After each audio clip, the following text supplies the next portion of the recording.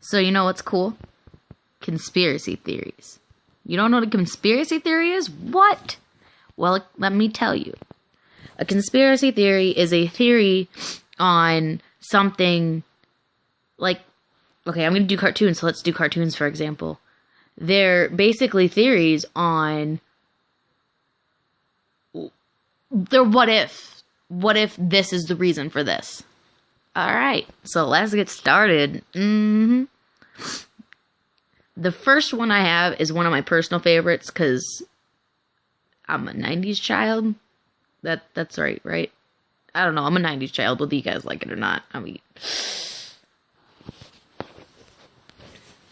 Alright, Rugrats.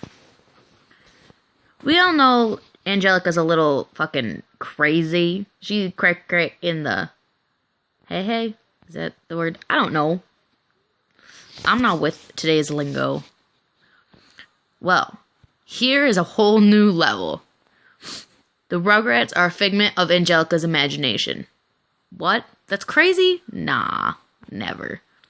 Well, think about it. Chucky died a long time ago with his mother. That's why Chaz would be always a nervous wreck. I mean, I could agree with that.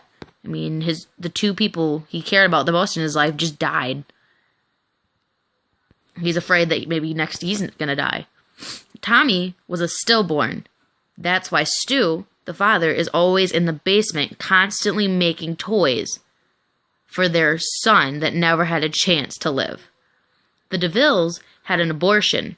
Angelica could never figure out if it was a boy or girl, thus creating twins. I think it's Lil and Dill. No, Phil? Lil and Phil. Yeah, because Dill's the baby. Okay, that also explains why Angelica can speak to both the adults and the babies. But I mean, what about Susie? I don't know the French girl's name. And there's one more, Dill. What about Dill? But Dill can't talk, so I guess Dill would probably be born, wouldn't he? Maybe he was the only one born. Now, this one gets me. SpongeBob is based on drugs. I mean, come on.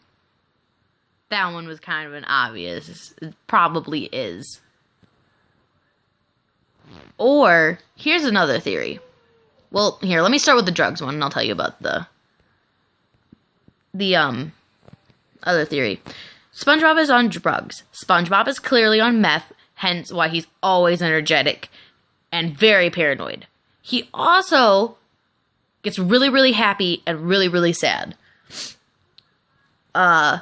Patrick is obviously on weed because he's always laughing and he's always eating and no one knows why.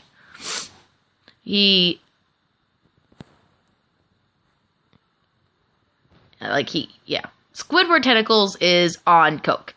If you don't know what coke is, Squidward is on heroin. Because heroin calms you down, and he's always yelling at SpongeBob because he's always energetic. Mr. Crab is always obviously on cocaine because he's really energetic as well, but he's always concerned about money, and I guess it's really expensive. Sandy Cheeks is an alcoholic, and that is why every episode she's in, she's always, I don't know, just, they suck. Ready for the next one? There's 10. So get ready for this next one. Hey Arnold.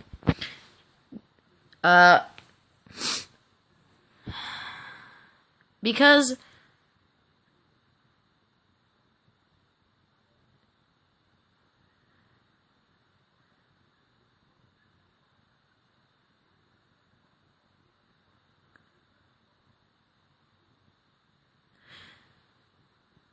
I don't even know how to explain this one, but in Hey Arnold, which by the way is another 90s show, his grandparents are actually his real parents, which is a birth defect that's called Arnold-Cryle syndrome.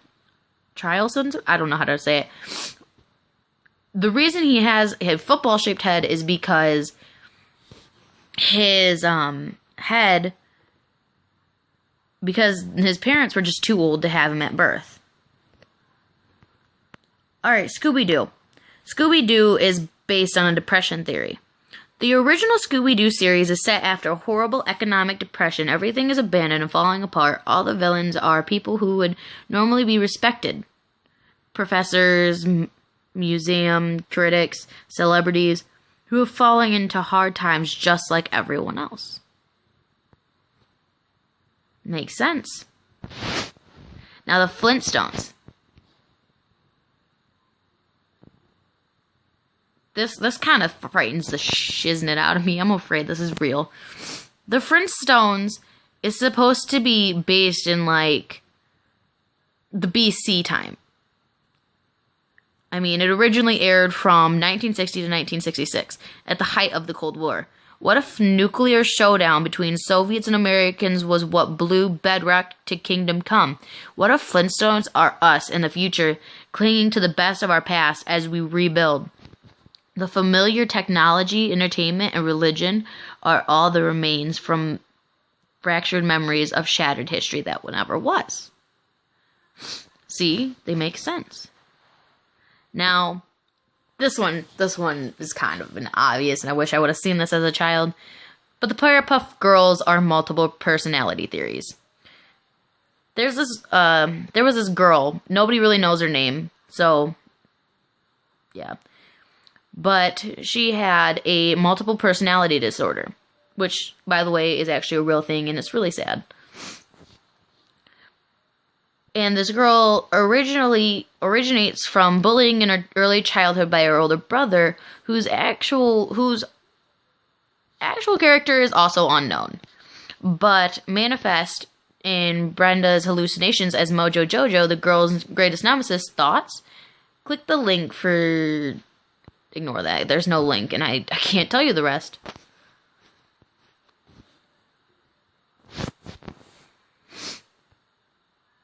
Ed, Edd n Eddy's kind of a purgatory theory.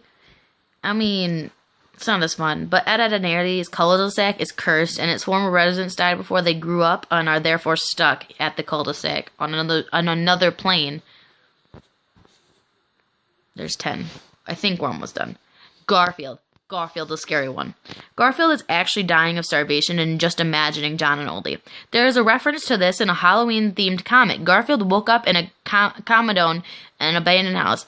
He calls out for Odie and John, but there is no answer. He then wheels the illusion back on himself and continues his disillusion about his family.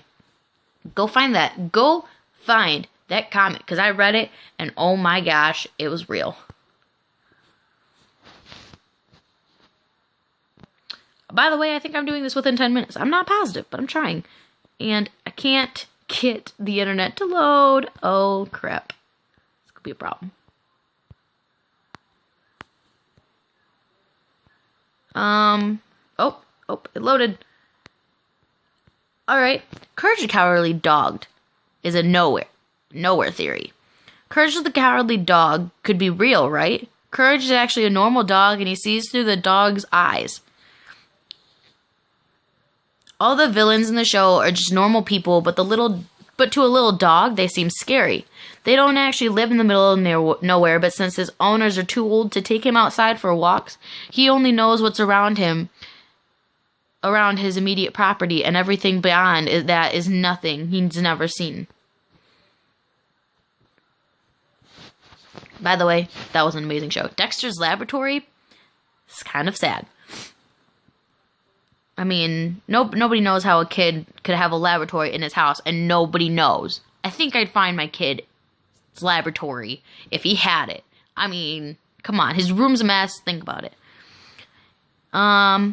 This is one theory that insists that he didn't. It was all inside of his head. As a socially awkward kid, Dexter relied heavily on his imagination. His rivals were his few friends with similar huge imaginations. And when they played together, the usual factual Dexter's lab sensations would ensue. Dexter's big imagination also explains the bizarre accent. I mean, come on. By the way, that's 10 for 10. I mean, come on, though. Think about those. That just blows your mind, right?